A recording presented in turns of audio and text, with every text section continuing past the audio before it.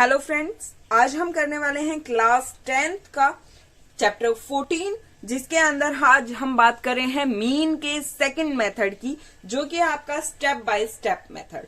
मैंने इस क्वेश्चन को आपका जो सिंपल मेथड है यानी डायरेक्ट मेथड है उसके द्वारा करके सॉल्व करके दिखा दिया है, ठीक है। और वो आपको मिल जाएगा, जिसे हिंदी में बोलते हैं प्रत्यक्ष विधि।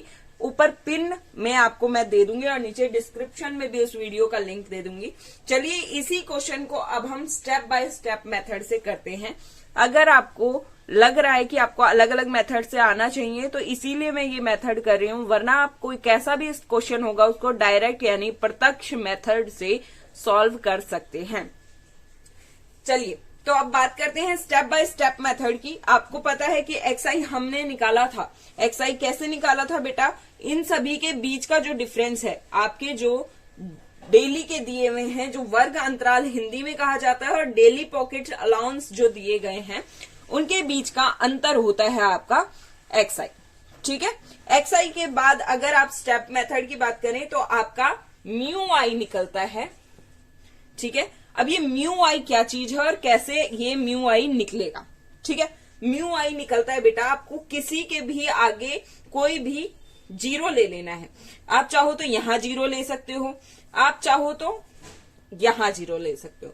मैं ऑलवेज क्या करती हूं, जो एफ है एफ की वैल्यू निकालनी है, जो हमें डिजिट नहीं दिया है उसके सामने वाले में जीरो ले लीजिए। इसीलिए मैंने एफ को जीरो लिया है। ऊपर माइनस करते जाइए, -1 2 3 4, ठीक है। और नीचे करेंगे हम प्लस का 1, तो सिर्फ 1 2 लिख देंगे तो ऑब्वियस सी बात है प्लस का 1 2 हो जाएगा। अब क्या करना है आपको, यहां पर आपको एफ आई म्यू आई निकालना है, ठीक है। एफ आई म्यू आई निकालना है। म्यू आई ये है, एफ आई ये है, इसका मतलब ये है इसके इंटू इसके साथ, ठीक है। 7 को 4 से इंटू करेंगे तो 28 आएगा, बट हमारा 4 क्या है, माइनस का, इसलिए माइनस।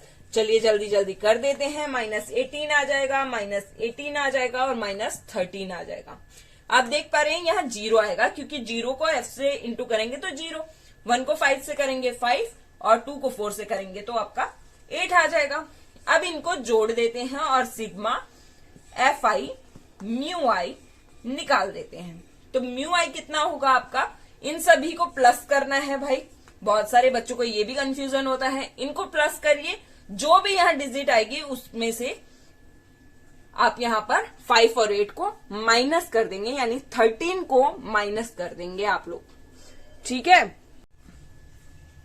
इन सभी को जोड़ने पर आपका क्या आता है, 77 आता है। 77 में से 13 को अगर हम माइनस करेंगे तो 64 आएगा। ये आपका माइनस का है, ये प्लस का है, तो -64 आएगा। ये चीज आपको याद रखनी है यहाँ पर, ठीक है। इसके बाद हम क्या करेंगे, अपना फॉर्मूला याद करना होता है आपको।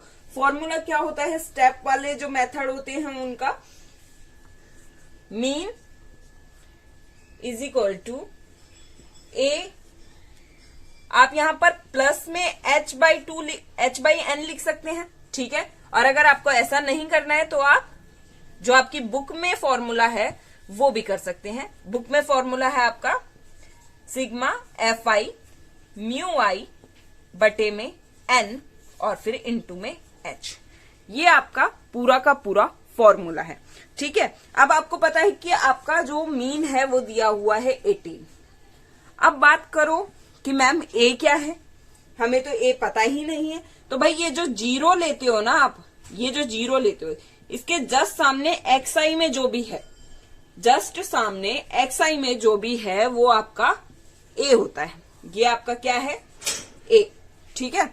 a होता है, प्लस में F I sigma F I mu I आपका कितना है, -64, -64। उसके बाद आपका n क्या है यहां पर 44 प्लस में f, और आपका h क्या है यहां पर, h होता है इन दोनों का डिफरेंस। इन दोनों का डिफरेंस है आपका 2। यहां तक समझ में आया होगा, ठीक है। अब क्या करना है आगे, 18 नहीं था, सॉरी 20 था, गलती से लिख दिया जल्दी में, 20, ठीक है। अब आपको यहां पर क्या करना है वो मैं बता देती हूँ। अब आपको यहाँ क्या करना है, आपका ये 20 यहाँ पर प्लस में है, राइट, और ये 18 है, तो 18 इसको इधर ले आएंगे तो माइनस का हो जाएगा -20, ठीक है। उसके बाद आपको यहाँ पर दिख रहा है क्या है, 64 इंटू 2, 64 को इंटू कर देंगे 2 के साथ, जब हम करते हैं तो आ जाता है -128, इन दोनों को इंटू करना है, ठीक है। और डिवाइड में हमारा 44 प्लस में f तो है ही। समझ में आया यहाँ तक? आगे क्या करना है, 18 माइनस 20 यानी -2 इज इक्वल टू आपका यहां पर